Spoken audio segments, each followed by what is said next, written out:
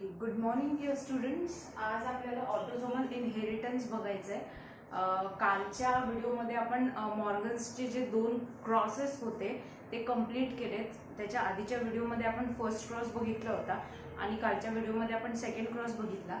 तर अशा प्रकारे मॉर्गनचा जो एक्सपेरिमेंट होता, टी.एच. मॉर्गन नावाच्या सायंटिस्टचा जो एक्सपेरिमेंट होता तो आपण काल कंप्लीट केला आहे. आज आपल्याला ऑटोसोमल इनहेरिटन्स बघायचं आहे आणि त्याच्यामध्ये कुठल्या वेगवेगळ्या डिफिशियन्सीज पासनं किंवा कुठले ट्रेट्स कॅरी फॉरवर्ड होत असतात डॉमिनंट आणि रेसेसिव्ह जीनमुळे ते आपल्याला बघायचं आहे. तर आता ऑटोसोमल इनहेरिटन्स म्हणजे नेमकं काय ते आपल्याला बघायचं आहे. ऑटोसोमल इनहेरिटन्स मध्ये काय सांगितलंय, सगळ्यात पहिले human somatic cell contains 23 pairs of chromosome. Human somatic cell म्हणजे काय? सोमॅटिक सेल म्हणजे काय? Body cell. Other than sex cells जेवढेही सेल्स आपल्या बॉडीमध्ये असतात त्यांना आपण सोमॅटिक सेल म्हणतो. सोमाचा मिनिंग होतो बॉडी. ठीक आहे. तर मग हे जे आपल्या बॉडीमधले सेल्स असतात, ह्यूमन बॉडीमधले जे सेल्स असतात त्याच्यामध्ये 23 पेअर्स ऑफ क्रोमोझोम्स प्रेझेंट असतात. किती? 23 पेअर्स ऑफ क्रोमोझोम प्रेझेंट असतात. 23 पेअर म्हटलंय आपण, म्हटल्यावर 23 इंटू 2 करणार आपण, राईट. तर त्याचा किती होतं? 46 क्रोमोझोम. 23 पेअर्स असतात पण टोटल 46 क्रोमोझोम्स आपल्या बॉडीमध्ये प्रेझेंट असतात, आपल्या सोमॅटिक सेल्समध्ये प्रेझेंट असतात. म्हणून काय म्हटलंय? Human somatic cell contains 23 pairs of chromosome. It can be divided functionally as autosomes and sex chromosome. मग ह्या ज्या 23 पेअर्स असतात बाळांनो, त्यांचं डिव्हिजन झालेलं असतं 2 भागांमध्ये, ज्याला म्हटलं जातं, एक फर्स्ट असतो ऑटोझोम आणि second one is sex chromosome. ठीक आहे. तर ऑटोझोम जे असतात ते पूर्ण बॉडी सेल्स असणार अदर दॅन सेक्स सेल, किंवा सेक्स डिटर्मिनेशन साठी लागणारे जे पेअर्स असतात त्या वगळता बाकीचे जेवढे काही पेअर्स असणार त्यांना आपण ऑटोझोम्स म्हणणार. ठीक आहे. म्हणून काय म्हटलंय? Out of 23 single pair is involved in sex determination. म्हणजे या 23 पेअर्स पैकी जी एक पेअर असते या क्रोमोझोम्सची, ती सेक्स डिटर्मिनेशन मध्ये इन्व्हॉल्ड असते किंवा त्याचा समावेश सेक्स डिटर्मिनेशन मध्ये असतो. सेक्स डिटर्मिनेशन मध्ये म्हणजे whether it is baby girl और बेबी बॉय असणार आहे. ठीक आहे. तर ह्याचं जे सेक्स डिटर्मिनेशन असतं त्याच्यामध्ये एक सिंगल पेअर क्रोमोझोम्सची इन्व्हॉल्ड असते, वाईल उरलेल्या ज्या 22 पेअर्स असतात क्रोमोझोमच्या, it is called age autosomes. आणि त्यांना आपण काय म्हणतो? ऑटोझोम्स म्हणतो. Which controls variety of traits other than sex. मग या ऑटोझोम्सचं काम काय असतं की आपल्या बॉडीमधले वेगवेगळे कॅरेक्टर्स कंट्रोल करण्याचं काम हे ऑटोझोम्स करतात अदर दॅन सेक्स. सेक्सशी रिलेटेड किंवा सेक्स क्रोमोझोमशी किंवा सेक्स डिटर्मिनेशनशी रिलेटेड कुठलीच गोष्ट ऑटोझोम्स बरोबर येणार नाही. अदर दॅन दॅट सगळे जे काही ट्रेट्स असतात that R related with this autosomes. म्हणून काय म्हटलंय? They control variety of traits other than sex. Trait म्हणजे कॅरेक्टर. सेकंडरी सेक्शुअल कॅरेक्टर सोडून जे काही कॅरेक्टर्स आपल्या बॉडीमध्ये असतात ते कोण कंट्रोल करणार? ऑटोझोम्स कंट्रोल करणार. These traits are called as autosome link traits. मग हे जे ट्रेट्स असतात की ज्यांना कंट्रोल करण्याचं काम हे ऑटोझोम्स करत असतात त्यांना आपण ऑटोझोम लिंक्ड ट्रेट्स म्हणतो. ठीक आहे. काय म्हणणार आपण त्याला? Autosome linked traits. कारण की ते कशाच्या कंट्रोलमध्ये असतात बाळांनो? ऑटोझोम्सच्या कंट्रोलमध्ये असतात. ठीक आहे. देन नेक्स्ट पॉइंट काय सांगितलंय? Transmission of body characters other than sex link traits from parents to offspring through autosomes is called as autosomal inheritance. म्हणजे काय सांगितलंय की असे बॉडी कॅरेक्टर किंवा बॉडी कॅरेक्टर्स जे असतात, आपले जे शारीरिक गुणधर्म असतात, त्यांचं जे ट्रान्समिशन होत असतं पॅरेंट्स मधून ऑफस्प्रिंग मध्ये other than sex link traits. Sex link traits किंवा सेकंडरी सेक्शुअल कॅरेक्टर्स सोडून जे काही कॅरेक्टर्स आपल्या आणि आपल्या पॅरेंट्स मधून आपल्यामध्ये कॅरी फॉरवर्ड होत असतात, ट्रान्समिट होत असतात, त्यांना आपण म्हणतो ऑटोसोमल इनहेरिटन्स. कारण हे कॅरेक्टर्स कशाच्या थ्रू ट्रान्समिट होत असतात? तर ऑटोसोम्स थ्रू ट्रान्सपोर्ट होत असतात किंवा ट्रान्समिट होत असतात. म्हणून आपण त्याला ऑटोसोमल इनहेरिटन्स असं म्हणतो. ठीक आहे. डेफिनेशन लक्षात घ्यायची आहे. Transmission of body character body character किंवा आपले शारीरिक गुणधर्म जे असतात त्यांचं जे ट्रान्समिशन होत असतं other than sex link traits, की सेक्स लिंक किंवा सेकंडरी सेक्शुअल कॅरेक्टर्स जे आहेत ते सोडून जे अदर बॉडी कॅरेक्टर्स ट्रान्समिट होत असतात आपल्या पॅरेंट्स मधनं आपल्यामध्ये किंवा ऑफस्प्रिंग मध्ये, कशाच्या मदतीने? ऑटोझोम्सच्या मदतीने. यालाच आपण ऑटोझोमल इनहेरिटन्स म्हणत असतो, जो आपला आजचा पॉइंट आहे. ठीक आहे. Then turn to the next point. Some characters are influenced by dominant genes. काही कॅरेक्टर्स जे असतात आपल्या बॉडी मधले, त्याच्यावर कशाचा परिणाम होत असतो किंवा ते कशाच्या इन्फ्लुएन्स मध्ये असतात, कशाच्या कंट्रोल मध्ये असतात? डॉमिनंट जीन्सच्या कंट्रोल मध्ये असतात. While other are by recessive genes present on the autosomes. Obvious गोष्ट आहे की काही जे कॅरेक्टर्स आहे आपल्या बॉडी मधले त्यांना डॉमिनंट जीन कंट्रोल करणार, व्हाईल काही जे कॅरेक्टर्स आहेत त्यांना रेसेसिव्ह जीन कंट्रोल करणार. राईट. फक्त डॉमिनंट आणि रेसेसिव्ह जेव्हा एकत्र प्रेझेंट असतात तेव्हा डॉमिनंटच एक्सप्रेस होणार, रेसेसिव्ह एक्सप्रेस होणार नाही. हा, पण जेव्हा दोन रेसेसिव्ह प्रेझेंट असतात तेव्हा मात्र ते एक्सप्रेस होणार. ठीक आहे. म्हणून काय सांगितलं याच्यामध्ये की काही जे आपले बॉडी कॅरेक्टर्स असतात त्यांना डॉमिनंट जीन इन्फ्लुएन्स करणार किंवा डॉमिनंट जीनचा त्यांच्यावर परिणाम होतो, वेल काही जे बॉडी कॅरेक्टर्स आहेत that are influence by recessive genes. ठीक आहे. मग फॉर एक्झाम्पल सांगितले त्यांनी. मग कोणते dominant genes, autosomal dominant genes असतात की ज्यांच्यामुळे आपली बॉडी वेगवेगळ्या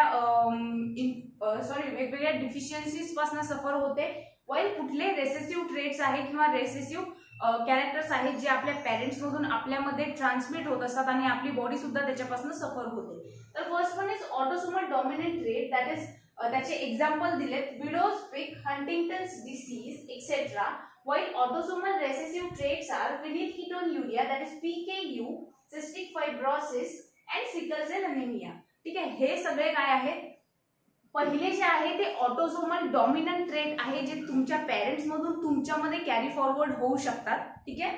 वाईल दुसरे आहे ऑटोसोमल रेसेसिव्ह ट्रेट की जे तुमच्या पेरेंट्स मधून तुमच्यामध्ये कॅरी फॉरवर्ड होऊ शकतात. ठीक आहे.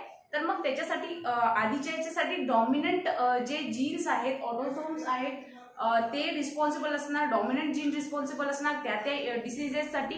वाईल सेकंड जे दाखवलेत आपल्याला दॅट इज फिनिलकीटोन्युरिया असेल, त्याच्यानंतर सिकल सेल अॅनिमिया असेल. ठीक आहे. त्याच्यासाठी रिस्पॉन्सिबल असतात. तर रेसेसिव्ह किंवा ऑटोसोमल रेसेसिव्ह ट्रेट्स ते शो करतात. ठीक आहे. कोणते कोणते ऑटोसोमल रेसेसिव्ह ट्रेट? डॉमिनंट जीनमुळे डॉमिनंट ऑटोझोम्समुळे हे सगळे डिसीजेस पासून बॉडी सफर होणार किंवा पेरेंट्स मधून ऑफस्प्रिंग मध्ये कॅरी फॉरवर्ड होणार.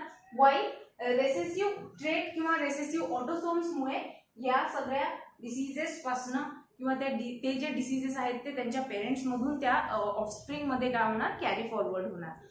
तर ओके, आपल्याला मग याच्यातलं एक्झाम्पल बघायचं आहे. याच्यातलं आपल्याला विडोज पिक बघायचं आहे आणि सेकंड याच्यामधलं आपल्याला फिनिलकीटोन्युरिया बघायचं आहे. तर turn to the next point, that is widow's peak. What is widow's peak?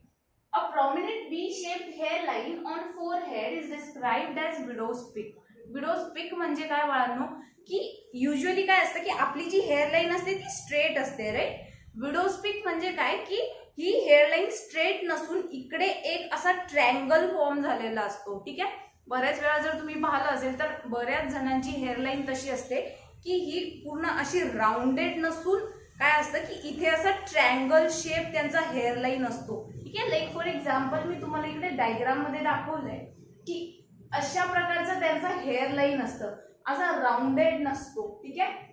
He straight hairline आहे. लाईक मी तुम्हाला दाखवलं की माइन इज स्ट्रेट हेअरलाईन आहे माझी, पण इकडे डायग्राम मध्ये मी तुम्हाला दाखवलंय की विडोज पिक असलं तर काय असतं की युजली त्यांची जी हेअरलाईन असते ही अशी स्ट्रेट नसून असा ट्रँगल इकडे एक फॉर्म झालेला असतो किंवा इथे एक त्रिकोण असतो. ठीक आहे. तर त्यांची हेअरलाईन ही त्यांच्या पेरेंट्समुळे काय झालेली असते, त्यांच्यामध्ये तो डॉमिनंट जीन कॅरी फॉरवर्ड झालेला असतो आणि म्हणून मग त्यांचं जे हेअरलाईन असतं हे असं स्ट्रेट नसून ते थोडंसं ट्रँग्युलर शेप असतं. ठीक आहे. लाईक फॉर एक्झाम्पल मी तुम्हाला डायग्राम मध्ये दाखवलंय की विडोज पिक म्हणजे असा ट्रँगल असणार, ट्रँग्युलर हेअरलाईन असणार. वाईल नो विडोज पिक म्हणजे स्ट्रेट हेअरलाईन असणार ॲज ऑफ माइन. ठीक आहे. जशी माझी आहे दॅट इज ही अशी युजली स्ट्रेट हेअरलाईन असते. विडोज पिक म्हणजे काय की ही हेअरलाईन स्ट्रेट नसून इथे असा एक त्रिकोण फॉर्म झालेला असतो त्या हेअरलाईनचा आणि त्याला आपण विडोज पिक असं म्हणतो. ठीक आहे. Okay, turn to the next point. Widow's peak लक्षात ठेवायचं मग की a prominent V-shaped hairline on forehead is described as widow's peak. त्याला आपण काय म्हणतो की एक prominent V V shape hairline form झालेली असल्यामुळे आपण त्याला काय म्हणत असतो, विडोज पीक म्हणत असतो.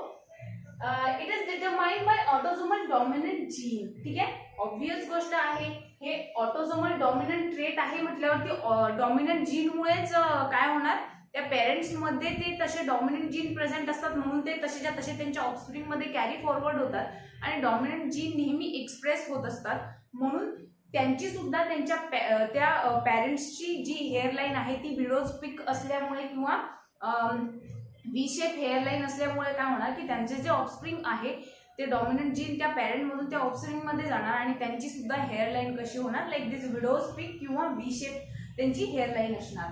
म्हणून काय म्हटलंय की ही कशामुळे होत असते, या डॉमिनंट ऑटोसोमल डॉमिनंट जीन्समुळे अशी हेअरलाईन त्यांच्यामध्ये कॅरी फॉरवर्ड होत असते. पण ते डॉमिनंट जीन्स त्यांच्या बॉडीमध्ये ट्रान्समिट होत असतात फ्रॉम देअर पॅरेंट्स. ठीक आहे, through autosomes. Then it occurs in homozygous dominant and heterozygous individuals. काय सांगितलंय की ही कुणाकुणामध्ये ऑकर होते, homozygous dominant that is capital W and heterozygous that is capital W and small W. जेव्हा दोन्ही कॅपिटल लेटर्स असतात इट मीन्स ते डॉमिनंट रिप्रेझेंट करतात, म्हणजे ऑब्वियस गोष्ट आहे की ते एक्सप्रेस होणार. व एक कॅपिटल लेटर आहे एक स्मॉल लेटर आहे तरी सुद्धा कॅपिटल लेटर किंवा तो कॅपिटल लेटर आपण डॉमिनंट जीनसाठी रिप्रेझेंट करतो. मग कॅपिटल लेटर आणि स्मॉल लेटर एकत्र जरी असला तरी कॅपिटल लेटरवाला जो आहे तोच एक्सप्रेस होणार, स्मॉल लेटरवाला एक्सप्रेस होत नाही. ठीक आहे, कारण की काय असतं की इकडे मी तुम्हाला सांगितलं की जेव्हा डॉमिनंट आणि रेसेसिव्ह एकत्र असतो तेव्हा नेहमी डॉमिनंटच एक्सप्रेस होतो, रेसेसिव्ह एक्सप्रेस होत नाही. ठीक आहे, म्हणून काय सांगितलंय की होमोझायगस डॉमिनंट असेल तरी सुद्धा विडोज पीक त्यांच्या ऑफस्प्रिंग मध्ये कॅरी फॉरवर्ड होणार, वाईल हेटेरोझायगस डॉमिनंट इंडिव्हिज्युअल असेल तरी सुद्धा त्यांची हेअरलाईन कशी असणार, व्ही शेप असणार. तर okay, that's it. Next point काय सांगितलाय, individual with homozygous recessive genotype that is small W have straight hairline. पण जर त्या पॅरेंट मधनं ऑफस्प्रिंग मध्ये दोन्ही स्मॉल डब्ल्यू किंवा दोन्ही होमोझायगस रेसेसिव्ह जीन्स समोर कॅरी फॉरवर्ड झाले तर मात्र त्यांची हेअरलाईन स्ट्रेटच असणार, लाईक नॉर्मल. ठीक आहे, व्ही शेप हेअरलाईन त्यांची नसणार. पण जर त्यांनी homozygous dominant gene carry forward केले तर व्ही शेप हेअरलाईन असणार. दॅट इज कॅपिटल डब्ल्यू असेल तर हेअरलाईन कशी असणार, व्ही शेप असणार, विडोज पीक असणार. कॅपिटल डब्ल्यू स्मॉल डब्ल्यू असला तरी सुद्धा विडोज पीक असणार किंवा व्ही शेप हेअरलाईन असणारच. केव्हा नसणार V shape hairline, straight hairline केव्हा असणार, जेव्हा दोन्ही स्मॉल डब्ल्यू म्हणजेच homozygous recessive genotype that is small W हे जीन्स जर कॅरी फॉरवर्ड झाले पॅरेंट्स मधून ऑफस्प्रिंग मध्ये तर मात्र मग त्यांची हेअरलाईन जी असणार ती नॉर्मल असणार, दॅट इज स्ट्रेट हेअरलाईन असणार. म्हणून काय म्हटलंय, have straight hairline. Both male and females have equal chances of inheritance. Both male आणि फिमेल दोघांमध्येही इक्वल चान्सेस असतात या विडोज पीकच्या इनहेरिट होण्याचे. ठीक आहे, ओके, दॅट्स इट. हे होतं widow's peak. Turn to the next point that is phenylketonuria which is autosomal recessive trait. Recessive genes carry forward झाल्यामुळे जे कॅरेक्टर्स पॅरेंट्स मधून ऑफस्प्रिंग मध्ये कॅरी फॉरवर्ड होत असतात त्याच्यापैकी एक आहे phenylketonuria, that is we can also called it as PKU which is its short form. मग काय सांगितलंय फिनिलकीटोन्युरियामध्ये, it is inborn metabolic disorder. ही इनबॉर्न म्हणजे जन्मतःच ही जी डिसऑर्डर आहे ती काय होत असतं, ही जी डिसऑर्डर आहे ही जन्मतःच प्रेझेंट असते ऑफस्प्रिंग मध्ये. इनबॉर्न म्हणजे काय, जन्मतःच. म्हणून काय म्हटलंय, it is inborn metabolic disorder.